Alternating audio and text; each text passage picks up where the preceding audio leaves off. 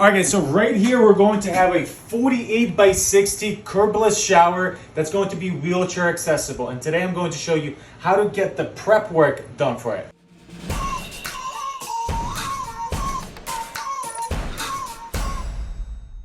All right, so we have this piece of plywood that we already pre-cut. It's 48 by 60. That's what our customer wants, and that's what we have to cut out. And then whatever's underneath that floor, that's going to drive basically a couple different methods of how we can do our curbless shower.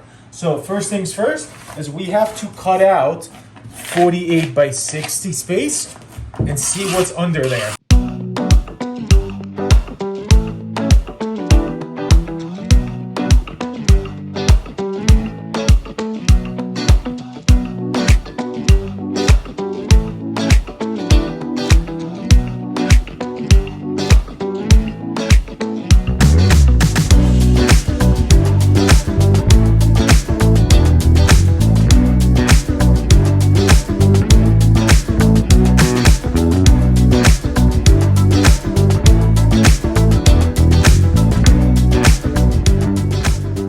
All right, so now that we have that cut out, we can see what we're working with. And in our case, we have a 2x12 floor joist. Huge, absolutely overbuilt for this house. So there's absolutely no problem with us taking 2 inches off.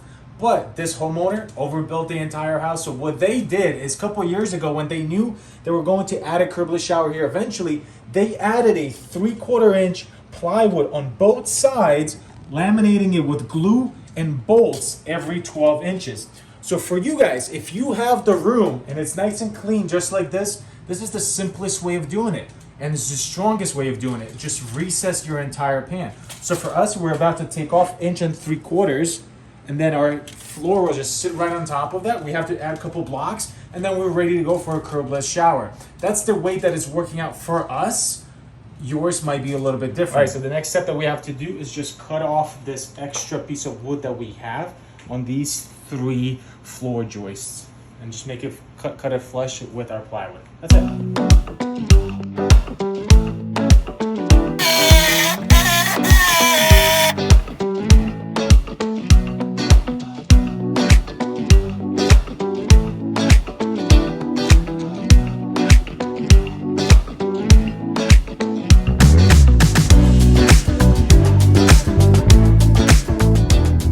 Alright guys, now that we have all of our blocking installed over here, what we like to do is come back and then install joist hangers to really beef this thing up. Would it fail if we didn't do it? Probably not, but we like to overbuild our jobs and make them last till Jesus comes. So what we're gonna do here is then add blocking on the other side, joist hangers, everything, and then we just gotta set our plywood and we're almost done.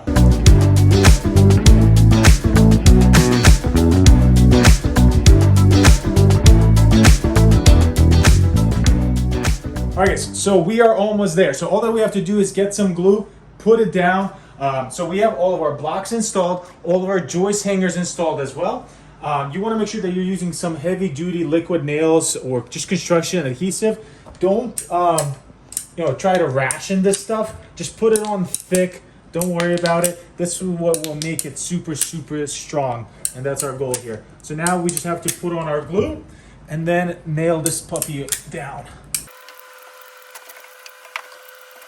All right, so now to nail off our plywood, you could either use screws or I'm going to be using these ring shank nails. You see how they have the little grooves on them? That's what you're supposed to be using for your plywood. Get it into our gun here and then go for it. So we are essentially done. All that we have to look at now is just to double check that our work actually worked out. So keep in mind that we're still going to be adding a 1/4 inch of underlayment on our floor, which will raise that up even more. But we just want to make sure that on this flange to our corner of the shower that we are pitched just like we are right there. We have a really nice pitch there. And then basically our mud job is going to be screeded off of this, this flange. So that's going to work out perfectly. So if you enjoyed this video and you want to see the next step, which is on how to do this mud job, make sure that you subscribe and I'll see you on that one.